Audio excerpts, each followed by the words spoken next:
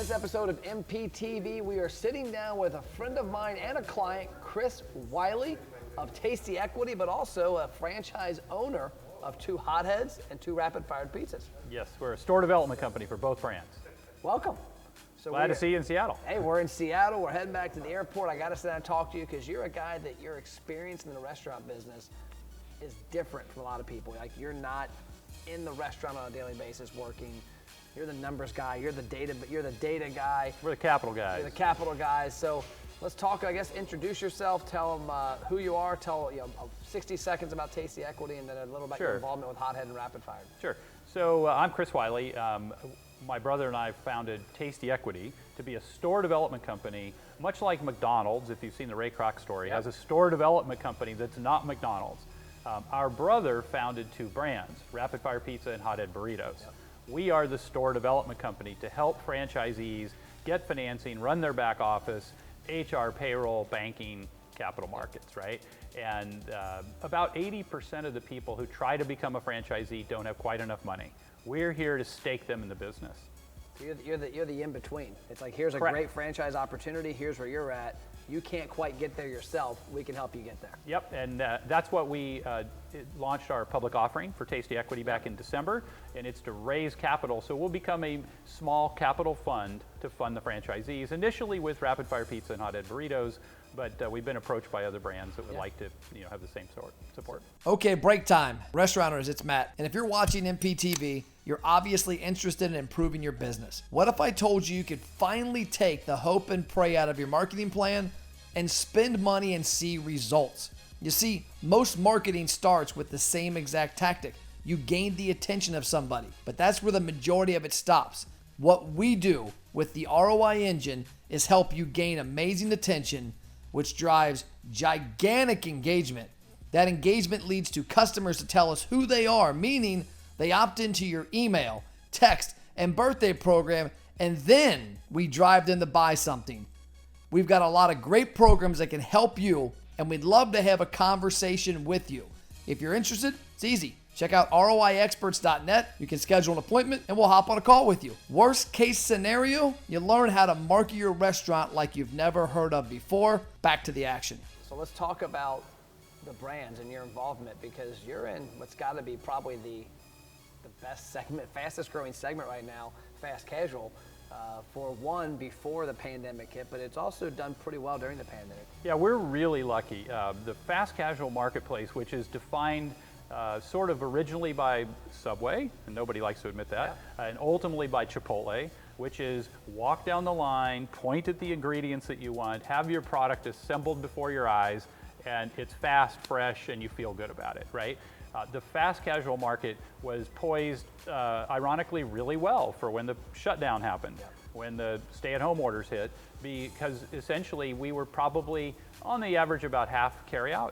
Our Hothead brand's like 65%, and the Hothead brand actually was exceeding prior year sales, over 100% capacity while the restaurants were still closed. It's crazy because of carryout, and thankfully we'd made the investments in third-party delivery, Uber Eats, Grubhub, DoorDash, like you were talking your son was using the last couple days. Yeah, my son placed his first ever Uber Eats order the other day because we flew to Seattle, and of course when I leave, something happens. Right. My wife has to go to an emergency room. She's in the hospital for a whole day with kidney stone issue. And my son's at home, and he's Mr. Self-Sufficient now, and he's like, oh, I'm getting Uber Eats that, and he orders lunch, has a great meal. So talking about Hothead, I've eaten there many times, and you're exactly right. Like a lot of restaurants, like when I go to my traditional Mexican restaurant, you sit down, your chips and salsa, you're there for an hour. It's not for everybody. But I'm not a fan of like Taco Bell. I like a little better quality. Yeah. I don't expect it instantly. I like it better. I like it made for me.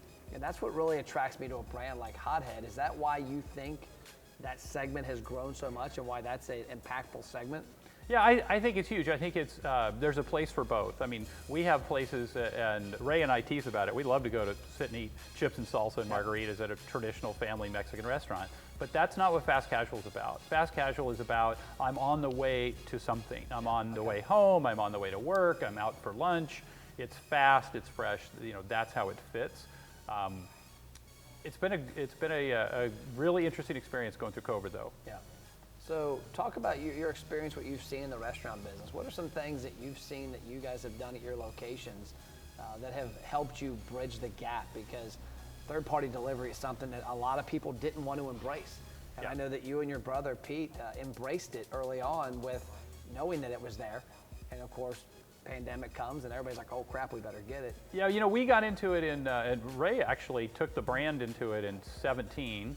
Yep. All the franchisees hated it. It was a money loser, let's call it what it was. The third-party delivery companies gouged you for 30% of your menu price, which is your entire profit margin. The market evolved to where people began to price up their menu items and then allow them to be discounted back down by the delivery companies. And what we found is the price elasticity. Your son didn't care what the price was, right? I don't care what the price is when I'm sitting at my home office or at a client's office and I'm ordering in food. It's not about the price, it's about what I want. So we found price elasticity, and thankfully the third-party companies were all up and running with us.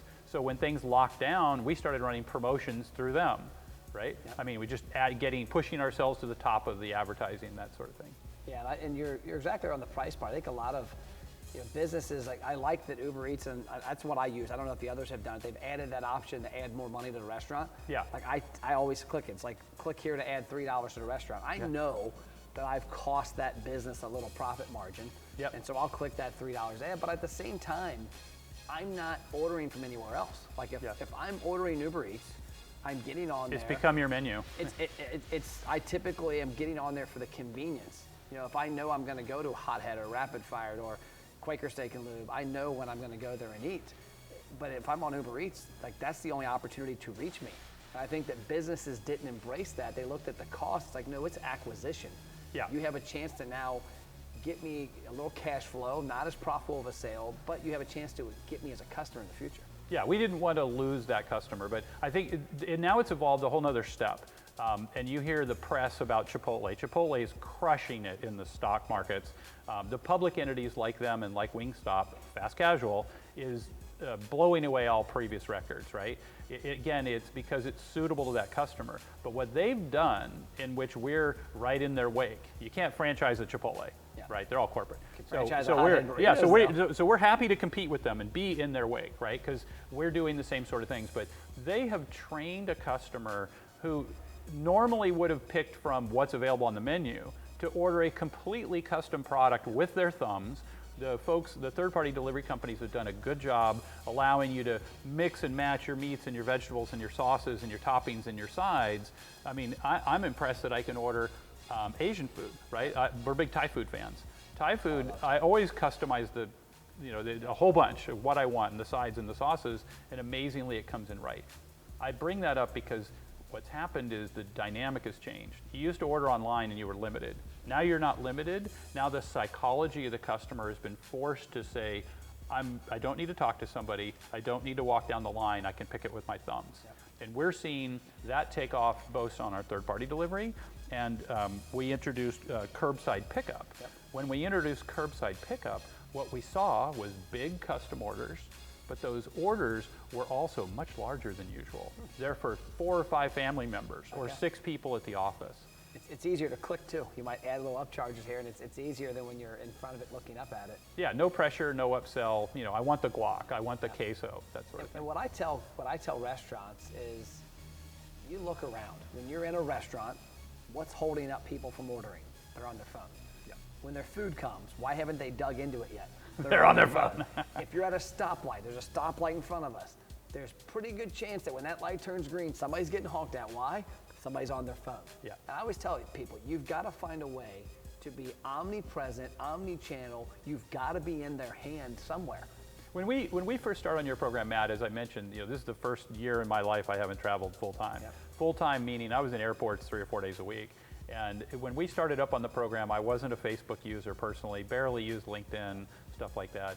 But what I immediately started seeing, realizing, is that everyone around me in the airport was on their device. Yep. Everyone was scrolling. And so then I started to actively watch over people's shoulders.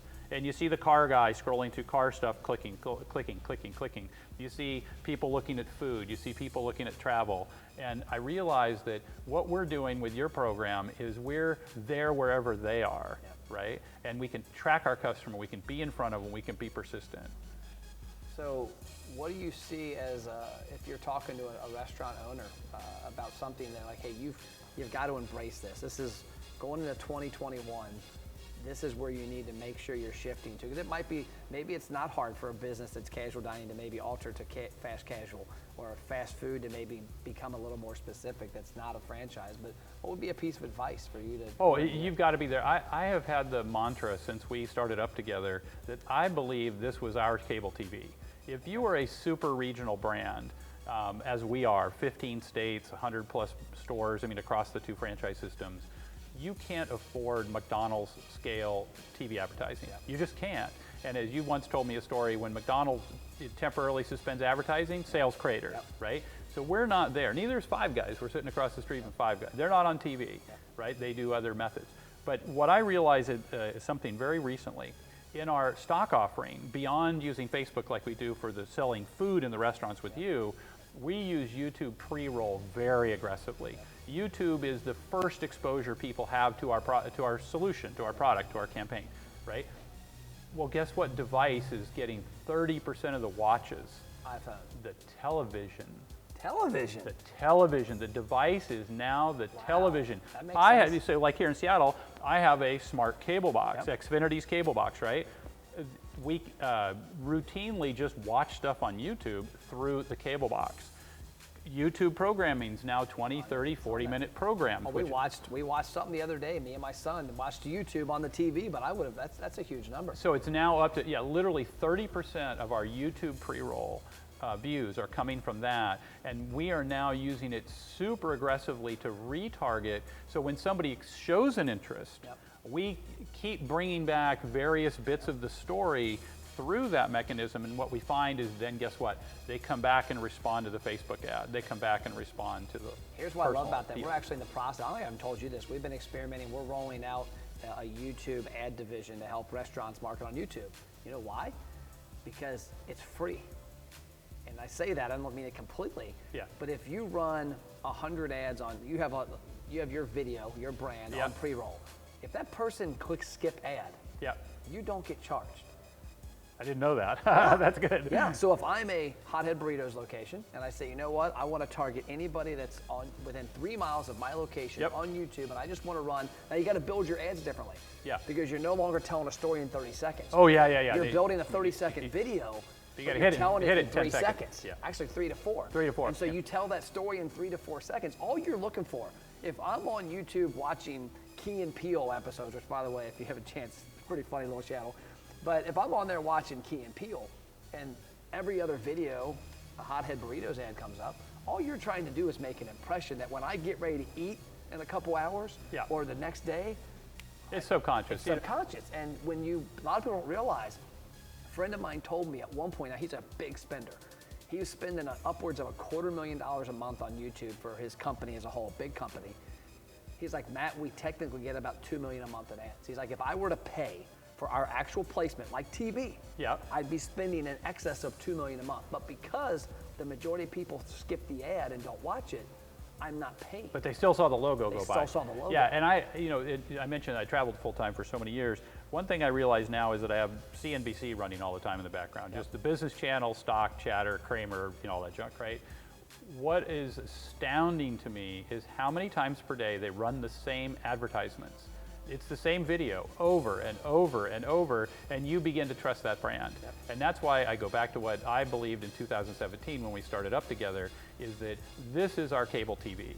If you're not there, you're missing out on 30, 40% of your potential touches on your audience. And it seems to be bearing fruit for us. Restaurant owners, did you know Matt has free online marketing courses that teach you how to successfully market your restaurant? Email support@mattplapp.com to get access to the courses and a free social media content calendar. Cool. Well, I appreciate your time. I like to end with one final question. And it used to be asking for a tip for businesses. Now I'm asking for a tip for entrepreneurs. What do you do? What would you advise? It's stressful. you're an entrepreneur, you're on the run, you used to travel a lot. What is something you do to get away from it, whether it's exercise or yoga or hiking? What is something you do to kind of get away from it and get your mind and body right? Airplane mode.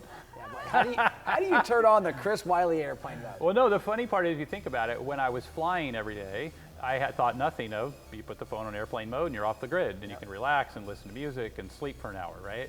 Today, I think nothing of, a dirty little secret, of flipping my phone on airplane mode at 3 o'clock in the afternoon and taking 60 minutes to do something personal, to go, I'm in a 6-story building, I go run the stairs for 20 minutes, right?